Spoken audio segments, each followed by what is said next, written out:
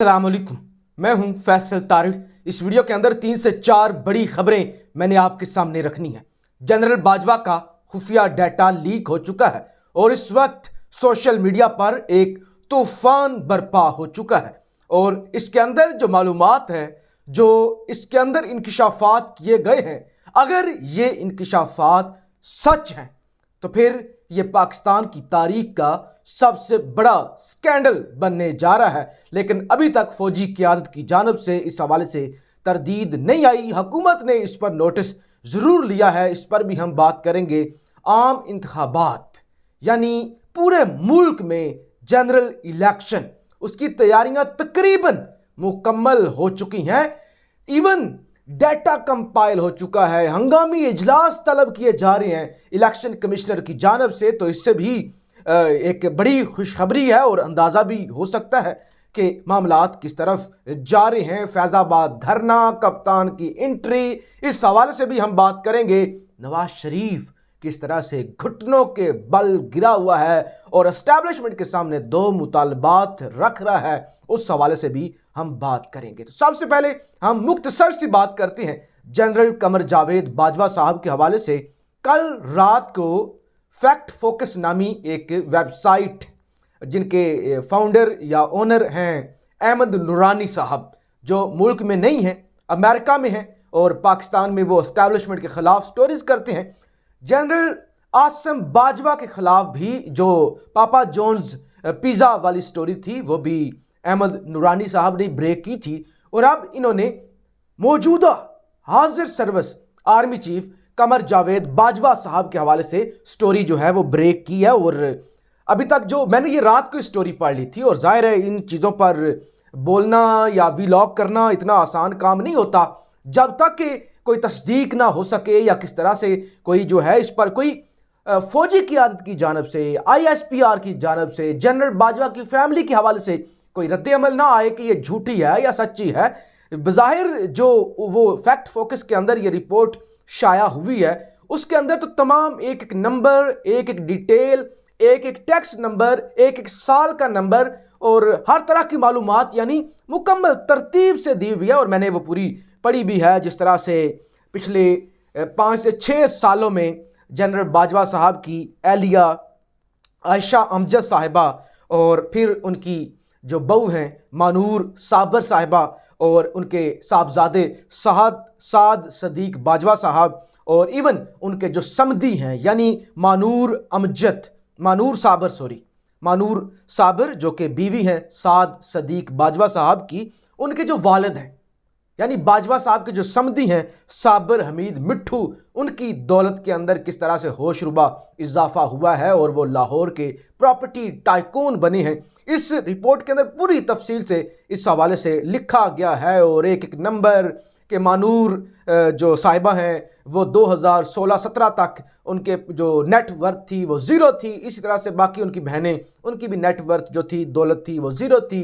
कैसे इजाफा होता गया और फिर जो जनरल बाजवा साहब की मिसेज हैं उनकी जो 2016 से पहले जो उनके पास प्लॉट्स थे वो कितने थे और उसके बाद कितना इजाफा हुआ, अमरीकी अकाउंट्स के अंदर कितने पैसे पड़े हुए हैं, बैरून मुल्क कितनी प्रॉपर्टीज़ हैं, और ये मुकम्मल FBR का रिकॉर्ड और पाकिस्तान के अंदर जितना भी आपका जो रजिस्टर्ड अदारे हैं जो उनके पास रिकॉर्ड होता है, इसके अंदर अहमद नूरानी साहब ने वो लिखा हुआ है। अब ये नहीं पता असली है नकली है, क्योंकि अभी तक कोई फौजी क़यादत की जानिब से कोई तरदीद नहीं आई। हाँ, हुकूमत ने नोटिस ज़रूर लिया है और जो इसहाक डार वज़ीरे आपके ख़जाना, उनकी जानिब से मशीर रेवेन्यू तारिक पाशा को तलब किया गया है और कहा गया है कि आप बताएं कि जनरल बाजवा और उनकी फैमिली का खुफिया डाटा कैसे लीक हुआ।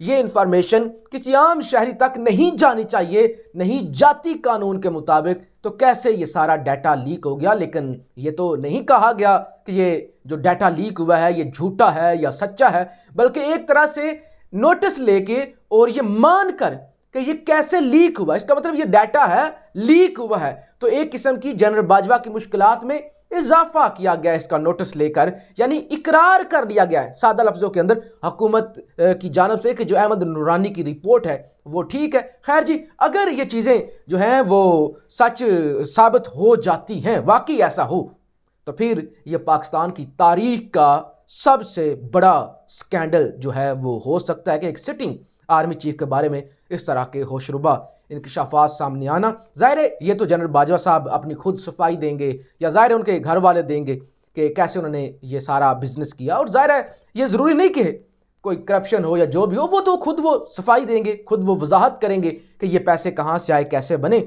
अगर सियासतदान जो है वो अदालतों में पेश होते हैं, सफाई देते हैं, तो मैं समझता हूँ किसी भी, मुझे भी, सहाफ़ी को भी, किसी जर्नैल को, किसी जज को भी कोई इसमें नहीं होनी चाहिए शर्म या आर नहीं महसूस करनी चाहिए। सबको अपना अपना जवाब देना, और इसी तरह अल्लाह के सामने भी मैंने अपना हिसाब देना है, आपने अपना हिसाब देना है, सब ने अल्लाह के सामने भी पेश होना है। अब जनाब हो क्या रहा है, एक तो फैज़ाबाद धरना 26 से शुरू होगा, और खान, सबसे बड़ी खुशखबरी, खान खुद आ रहा है।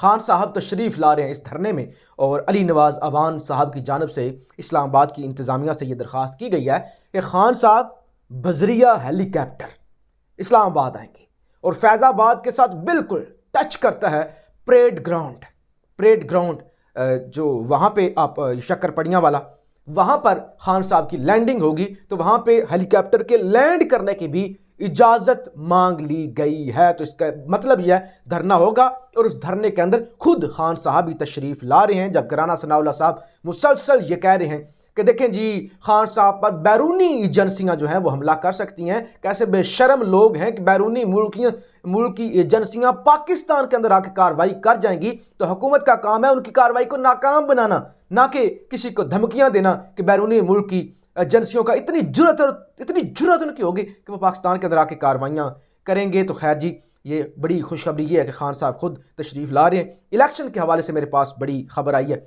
इलेक्शन कमीशन से कि बरोज़ मंगल यानी सुबह इजलास तलब कर लिया है आम इंतखाबात के हवाले से, जनरल इलेक्शन के हवाले से मुल्क में वो जो है वो इजलास तलब कर लिया गया। सूबाई जो हुकाम है वो इस मीटिंग के अंदर शरीक होंगे। मेरे पास जो इन्फॉर्मेशन इलेक्शन कमीशन से आई है उसके मुताबिक जनाब तमाम किस्म का मटीरियल खरीद लिया गया है, और बैलेट पेपर आपने छापने होते हैं, बैलेट पेपर के लिए कागज़ भी मंगवा लिया गया है, और प्रिंटिंग भी जारी है। यानी वो चीज़ें जो पहले आपने जो लिस्टें शिस्टें छापनी होती हैं उसका जो है वो प्रिंटिंग भी शुरू हो चुकी है। हल्का बंदियां जनाब वो भी हो चुकी हैं, और पोलिंग स्टेशन कहां पर होंगे, कौन सा पोलिंग स्टेशन होगा, कौन सा शख्स किस पोलिंग स्टेशन पर वोट कास्ट करेगा, इस हवाले से भी जनाब डाटा तैयार हो चुका है। ये बड़ी मुस्तनद खबर जो इलेक्शन कमीशन से आ रही है वो मैं एज इट इज़ आपके सामने रख रहा हूं कि प्रिंटिंग हो रही है, डाटा कंपाइल हो चुका है, पोलिंग स्टेशन फाइनल हो चुके हैं, हल्का बंदियां भी फाइनल हो चुकी हैं।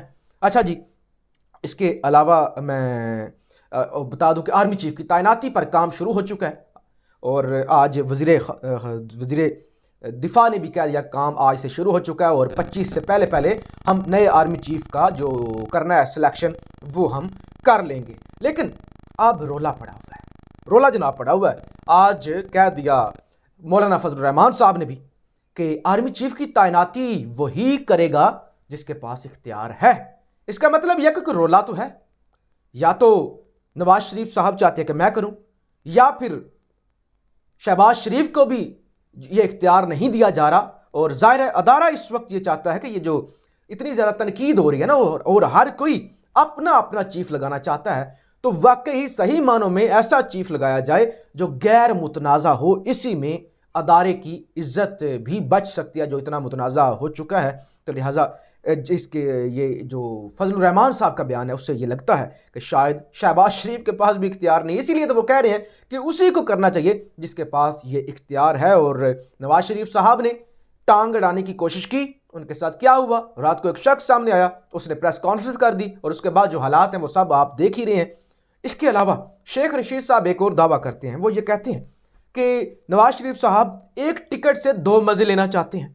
यानी 2 मुतालबात हैं, नवाज शरीफ साहब घुटनों पे आ चुके हैं ना, यानी आप मुतालबे कब आप सामने रखते हैं कि जब आप हार मान लेते हैं और कहते हैं कि प्लीज़ मेरे ये आप 2 काम कर दें, तो फिर मैं रोला नहीं डालता। एक वो कहते हैं मेरी मर्जी का आर्मी चीफ हो, यानी मैं लगाऊं, शहबाज शरीफ जो है वो लगाएं, नवाज शरीफ साहब ये कहते हैं कि मैं लगाऊं आर्मी चीफ, मेरी मर्जी का हो। नंबर 2 वो कहते हैं कि केयर टेकर, यानी ये तो तय होगा ना ये हुकूमत जा रही है, ये तय होगा कि ये जा रहे हैं, लेकिन वो कहते हैं जो केयर टेकर सेटअप होगा, अबूरी सेटअप होगा, उसकी मुद्दत में इजाफा किया जाए। यानी आइन के मुताबिक 3 महीनों का होता है। अब नवाज शरीफ साहब कहते हैं कि नहीं, इसकी मुद्दत में इजाफा। उसका क्या फायदा या नुकसान होगा कि 3, 4, 5 महीने जब गुजर जाएंगे लोग भूल जाएंगे, फिर लेवल प्लेइंग फील्ड। लोग इमरान खान का बयानिया कमजोर हो चुका होगा और शहबाज शरीफ ने जो रंग रलियां मनाई हैं, जो इस हुकूमत ने लूटा है मुल्क को, केसेस माफ करवाए हैं, महंगाई में इजाफा हुआ है, ये सारे का सारा बोझ आ जाएगा अबूरी हुकूमत पर और शहबाज शरीफ या नवाज शरीफ या बाकी पीपल्स पार्टी पर तनकीद नहीं होगी और ये किसी ना किसी तरह से चंद वोट लेने में कामयाब हो जाए। ये 2 मुतालबात नवाज शरीफ साहब की जानब से किए जा रहे हैं। खैर, इस वक्त हर तरफ हलचल है, नवाज शरीफ पर भी इल्ज़ामात लग रहे हैं कि अरशद शरीफ का इन्होंने कत्ल जो है वो करवाया है, खान पर हमला करवाया है। जनरल बाजवा साहब का अपना डाटा लीक हो रहा है, इलेक्शन की तैयारियां शुरू हो चुकी हैं, खान फैज़ाबाद धरना देने के लिए पहुंच रहे हैं। तो इस वक्त हर तरफ हलचल मची हुई है। आप राय का इजहार ज़रूर कीजिएगा। पाकिस्तान जिंदाबाद।